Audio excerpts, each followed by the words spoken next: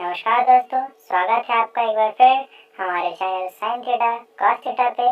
तो चलिए पढ़ाई शुरू करते हैं।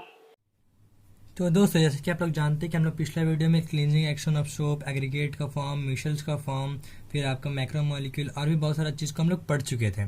तो इस पार्ट में हम लोग पढ़ेंगे preparation of colloids and purification of colloids. एक बार हम लोग प्रिपेयर भी करना सीखेंगे और हम लोग उस कॉलाइड को प्रिपेयर करना भी सीखेंगे इसी वीडियो में। तो जो प्रिपरेशन ऑफ कॉलाइड्स है उसका क्या है, 3 पार्ट है। एक है आपका केमिकल मेथड के द्वारा, एक है आपका इलेक्ट्रिक डिसइंटीग्रेशन और ब्रिजिस आर्क मेथड, इसको हम लिख देंगे स्पेलिंग, आप समझ लीजिएगा। फिर उसके बाद हो गया पेप्टिजेशन। ये 3 टाइप का मेथड से हम लोग क्या कर सकते हैं, कॉलाइड को फॉर्म कर सकते हैं। तो सबसे पहला मेथड क्या है, पहले देखिए क्या हम लोग क्या कर रहे हैं, प्रिपरेशन ऑफ कॉलाइड्स। तो सबसे पहला कौन सा मेथड हम वही बोले थे, केमिकल मेथड। क्या बोले थे, केमिकल मेथड्स। ठीक है, सबसे पहला मेथड क्या बोले हम लोग, केमिकल मेथड बोले।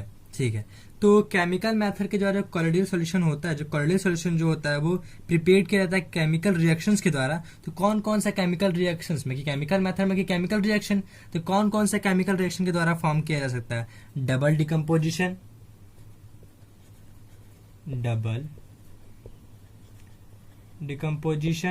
ठीक है। एक हो गया आपका ऑक्सीडेशन,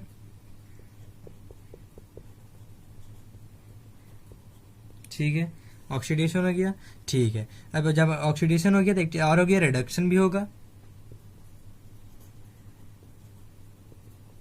ठीक है, अब ये ऑक्सीडेशन भी देख ली, रिडक्शन भी देख ली, तो हाइड्रोलाइसिस भी एक रिएक्शन है।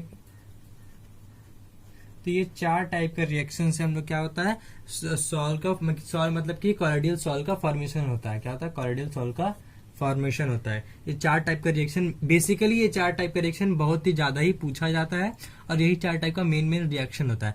तो हम इसी 4 टाइप का केमिकल रिएक्शन होता है। तो हम केमिकल इक्वेशंस को देखेंगे इसी में कि 4 टाइप के केमिकल इक्वेशन को देखेंगे। हम 4 केमिकल रिएक्शन दिखाएं तो बहुत सारे केमिकल इक्वेशन होगा, लेकिन केमिकल इक्वेशन सिर्फ 4 ही देखेंगे। एक डबल डिकम्पोजिशन का देख लेंगे, एक ऑक्सीडेशन का, एक रिडक्शन का, एक हाइड्रोलाइसिस का। तो यहाँ पर जगह नहीं है, इसको रफ करके अभी हम लोग इक्वेशन को देखते हैं। तो दोस्तों देखिए यहाँ पर क्या है, 4 टाइप का रिएक्शन है। तो पहला रिएक्शन हम लोग जो क्या पढ़ा था, डबल डिकम्पोजिशन पढ़ेंगे। क्या पढ़ेंगे, डबल डिकम्पोजिशन। फिर उसके बाद हम क्या पढ़ेंगे, ऑक्सीडेशन, फिर रिडक्शन, फिर हाइड्रोलाइसिस। क्यों होगा, हर चीज हम आपको अभी बताएंगे कैसे कैसे रिएक्शन फॉर्म होगा। देखिए ऑक्सीडेशन और रिडक्शन में आप लोग क्या पढ़े हैं, बहुत सारा चीज को पढ़े हैं। जैसे 2 चीज, एक पढ़े कि ऑक्सीडेशन में क्या होता है, addition of oxygen and removal of hydrogen. और भी होता है जो गेनिंग वाला होता है, gaining of electron, losing of electron, जो ऑक्सीडेशन हाइड्रोजन में होता है, वही चीज का फंडा यहाँ पर काम करेगा।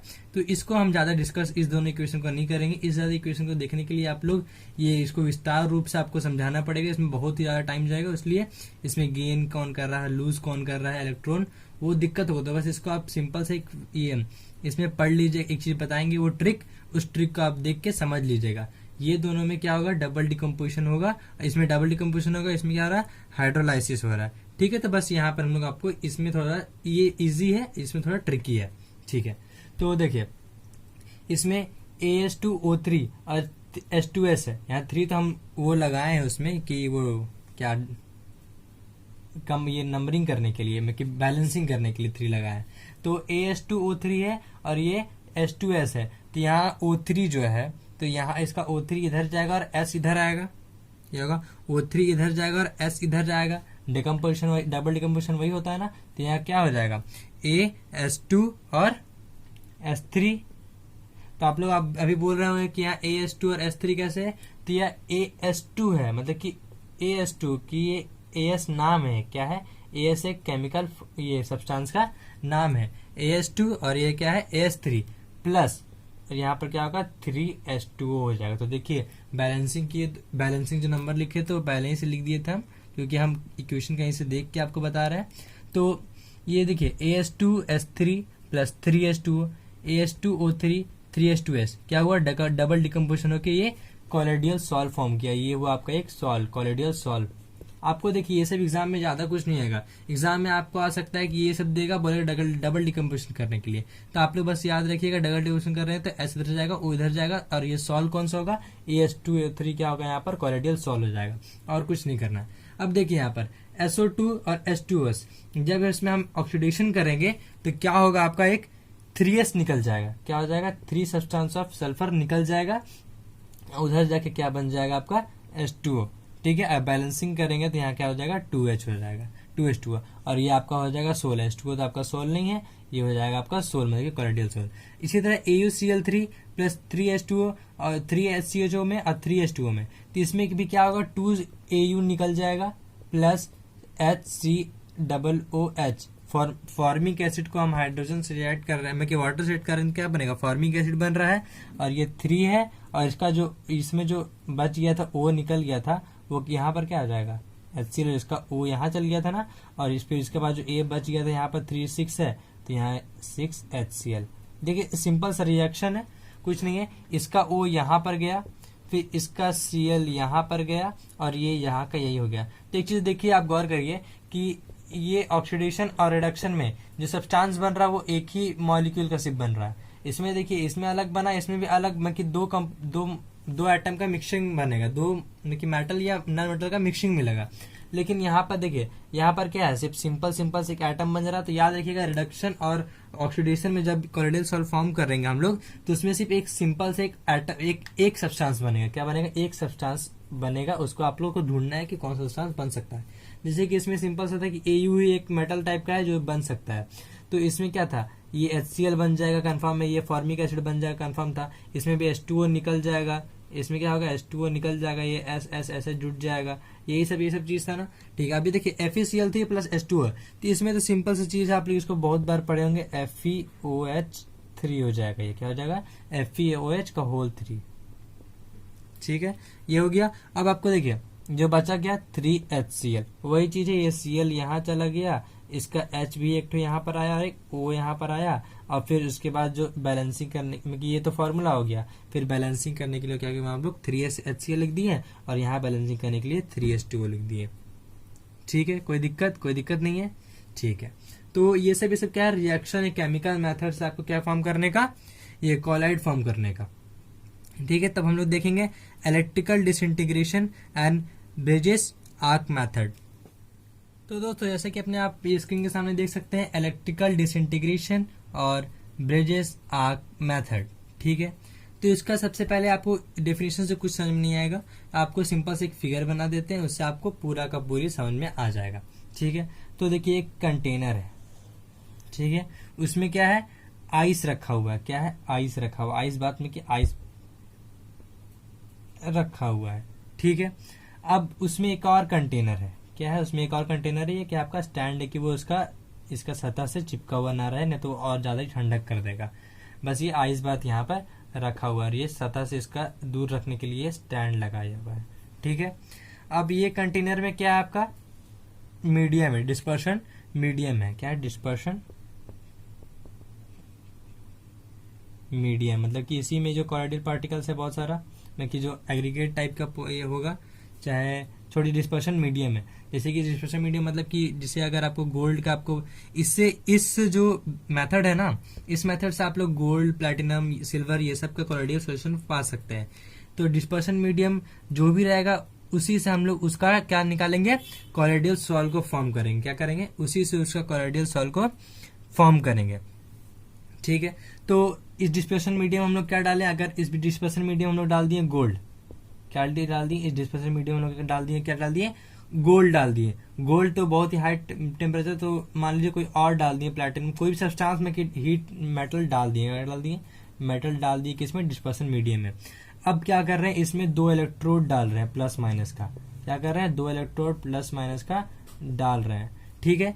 और इसमें क्या कर रहे हैं, फिर करंट पास कर रहे हैं, क्या कर रहे हैं, करंट पास कर रहे हैं। तो आप लोग जानते हैं जूल्स लॉ ऑफ हीटिंग के कारण H proportional to I square होता है, H proportional to I square, मतलब कि जितना करंट ज्यादा रहेगा, करंट में कि H के अगर मान लीजिए करंट लग रहा है 2 एम्पेयर का, तो हीट कितना लगेगा उसमें, 4 एम्पेयर का लगेगा, मतलब कि 4 एम की प्रोपोर्शनल, अगर यहाँ 2 का स्क्वायर 4 H प्रोपोर्शनल टू 4, वही बोल रहे हैं कि इसमें दुगुना हीट लगने लगता है अगर करंट उतना कुछ कम देंगे तो। समझ में आ रहा है ना? ठीक है, तो इसमें करंट पास करने के कारण जब हम लोग उस उतना हद तक करंट इसमें पास करेंगे जिसके कारण बहुत ही ज्यादा हीट होगा और उसका जो मेटल है उस मेटल को वेपराइज कंडीशन में लाके उस मेटल का बहुत सारा पार्ट को वेपराइज कर देगा और बहुत सारा पार्ट को वेपराइज करने के बाद जो उसका पार्टिकल था, इतना बड़ा पार्टिकल था जो कोलोइडल सॉल्यूशन से मतलब 1 नैनोमीटर से बड़ा था, वो क्या हो जाएगा, घट के छोटा हो जाएगा। वेपराइज होने के बाद वो घट के छोटा हो जाएगा। तो यही है आपका ब्रिजेस आर्क मेथड या तो इलेक्ट्रिकल डिसइंटीग्रेशन। समझ में आ गया इलेक्ट्रिकल डिसइंटीग्रेशन का मतलब कि इसमें जो पार्टी जो अभी समझा है उसको आप नहीं समझ में आया तो उसको वीडियो पीछे करके रिवर्स करके आप लोग समझ सकते हैं। तब हम लोग पढ़ेंगे पेप्टिजेशन। क्या पढ़ेंगे? पेप्टिजेशन। तो दोस्तों जैसे कि पेप्टिजेशन है, पेप्टिजेशन का मतलब यहाँ पर हुआ कि जैसे देखिए पेप्टिजेशन का मतलब जैसे कि आप लोग बोल सकते हैं कि हाँ कि अगर इस पार्टिकल इस सॉल्यूशन आप लोग देख सकते हैं इसमें क्या है, प्रेसिपिटेट बना हुआ है। क्या है? कोलोइडल सॉल्यूशन ही है, डिस्पर्शन मीडियम है, डिस्पर्स फेस क्या है पर नीचे तक जमा हुआ, मतलब कि वो ये बन गया आपका प्रेसिपिटेट बन गया है। तो इस प्रेसिपिटेट में इलेक्ट्रोलाइट डाल के क्या करेंगे, इलेक्ट्रोलाइट डालेंगे। क्या डालेंगे? इलेक्ट्रोलाइट डालेंगे। क्या? इलेक्ट्रोलाइट डालेंगे और फिर इसको शेक करने के बाद इलेक्ट्रोलाइट क्या होगा, इलेक्ट्रोलाइट जब शेक करेंगे तो इलेक्ट्रोलाइट क्या होगा, इस प्रेसिपिटेट पे पड़ेगा। क्या पड़ेगा? इस प्रेसिपिटेट पर पड़ेगा। तो इस प्रेसिपिटेट के पड़ने के बाद तो ये क्या होगा, इस प्रेसिपिटेट को क्या करेगा, कोलोइडल सॉल्यूशन में क्या करेगा, कन्वर्ट कर देगा। क्यों? क्योंकि जो प्रेसिपिटेट होगा क्या करेगा, उसका इलेक्ट्रोलाइट को क्या करेगा, अपने सरफेस पे एब्जॉर्ब करेगा और एब्जॉर्ब करने के कारण नेगेटिव और ये नेगेटिव चार्ज और देखिए negative charge precipitate and positive charge precipitate को फॉर्म करेगा। अब फॉर्म करने के बाद उसमें क्या होगा, नेगेटिवली भी फॉर्म हो गया, पॉजिटिवली भी फॉर्म हो जाने के बाद वो क्या होगा, अपने आप क्या करेगा, ब्रेक कर जाएगा। समझ में आया? नहीं समझ में आया होगा। देखिए प्रेसिपिटेट था, इसमें क्या पड़ा, इलेक्ट्रोलाइट पड़ा। इलेक्ट्रोलाइट पड़ने के बाद क्या हुआ, इसमें पॉजिटिव एंड नेगेटिव क्या हुआ, प्रेसिपिटेट तैयार हो गया। देखिए positive charge and negative charge इसी में positive charge and negative charge precipitate तैयार हो गया। अब इसी में जब ये तैयार होगा तो क्या होगा, ये अपने आप क्या होगा, ब्रेक डाउन कर जाएगा प्रेसिपिटेट, जो कि 1 नैनोमीटर के बराबर होगा, या तो उसके पूरा छोटा नहीं होगा, हल्का छोटा होगा, जो ट्रू सॉल्यूशन में नहीं बदलेगा। समझ में आ गया इसमें क्या होगा। और ये मेनली क्या होता है, जो फ्रेशली प्रिपेयर्ड ये जो जिसका फ्रेशली प्रिपेयर्ड प्रेसिपिटेट रहता है, जैसे कि सॉल्ट तो नहीं बोल सकते हैं, कोई और टाइप का जो प्रेसिपिटेट फॉर्म करता है, जैसे कि आप अनसेचुरेटेड हाईली सेचुरेटेड सॉल्यूशन जो होता है वो वाला सॉल्यूशन में जो होता है ना कि प्रेसिपिटेट फॉर्म कर जाता है, तो वो प्रेसिपिटेट फॉर्म करने के बाद जो आप लोग क्या करेंगे, उसमें अगर पेप्टिजेशन प्रोसेस लगा रहे हैं, मतलब कि इलेक्ट्रोलाइट डाल के उसको शेक करेंगे, तो क्या होगा, वो ये प्रेसिपिटेट क्या होगा, कोलोइडल सॉल्यूशन में कन्वर्ट हो जाएगा। और उस इलेक्ट्रोलाइट को हम लोग क्या बोलते हैं, पेप्टाइजिंग एजेंट भी बोलते हैं। क्या बोलते हैं? पेप्टाइजिंग एजेंट भी बोलते हैं।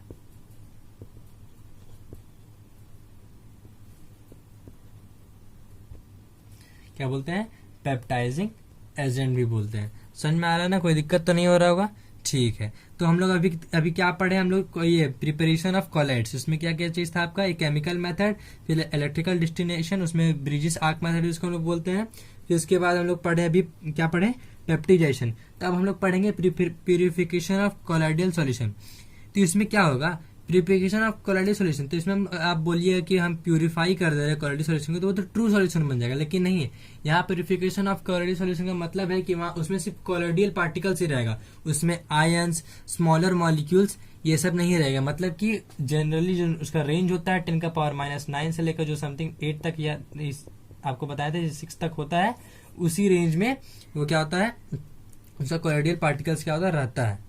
ठीक है, तो यहाँ तक समझ आ गया। तो 10⁻⁹ से लेकर 10⁻�6 जो आपको बताए थे, इसका रेंज में जो पार्टिकल्स रहेगा वही पार्टिकल कोलाइडल पार्टिकल सॉल्यूशन में रहेगा, और बाकी का बाकी जो सारा बड़ा छोटा जो भी आयंस है, स्मॉलर मॉलिक्यूल्स है, वो सब क्या होगा, हट जाएगा उससे, उसमें सिर्फ प्योर कोलाइडल पार्टिकल्स रहेगा। तो उसी को हम लोग बोलेंगे प्यूरिफिकेशन ऑफ कोलाइडल सॉल्यूशन। तो इसमें क्या है, 3 टाइप के प्रोसेस है, डायलिसिस, इलेक्ट्रोडायलिसिस और अल्ट्राफिल्ट्रेशन। क्या है, डायलिसिस, इलेक्ट्रोडायलिसिस और अल्ट्रा फिल्ट्रेशन। तो हम लोग अभी फिर ये डायलिसिस देखेंगे, उसी से मिलता जुलता इलेक्ट्रोडायलिसिस है, उसको भी एक ही साथ देख लेंगे। फिर हम लोग देखेंगे आपको अल्ट्रा फिल्ट्रेशन। तो दोस्तों अभी हम लोग क्या पढ़ने वाले हैं, डायलिसिस। तो डायलिसिस में क्या है, ये एक ऐसा प्रोसेस है जिसमें हम लोग क्या करते हैं, आयन स्मॉलर मॉलिक्यूल्स को हम लोग ये कॉलोइडल पार्ट सॉल्यूशन से क्या करते हैं, हटाते हैं, उसको क्या करते हैं, प्योर बनाते हैं। क्या करते हैं, प्योर बनाते हैं। तो उसको कैसे हटाएंगे, जैसे देखिए, तो उसको हटाने के लिए भी आपको फिगर से ही समझना पड़ेगा। जैसे आपको हम लोग वो ब्रिजिस आर्क मेथड इलेक्ट्रिकल उससे पढ़े थे, तो उसी तरह आपको क्या पढ़ना होगा, इसमें भी पढ़ना होगा। ठीक है, तो देखिए इसमें सबसे पहले बात, आपको पार्चमेंट पेपर बैग नहीं तो ब्लैडर लेना पड़ेगा। एनिमल मेम्ब्रेन, मतलब कि एनिमल मेम्ब्रेन नहीं तो, और पार्चमेंट पेपर बैग, ये आपका होगा। ठीक है, इसको आपको डालना होगा एक वाटरी कंटेनर में। जैसे कंटेनर में क्या है, वाटर है, और कॉलोइडल में की क्या है आपका, ये क्रिस्टलॉइड है। क्या है, वाटर है और क्रिस्टलॉइड है। क्या है, वाटर है और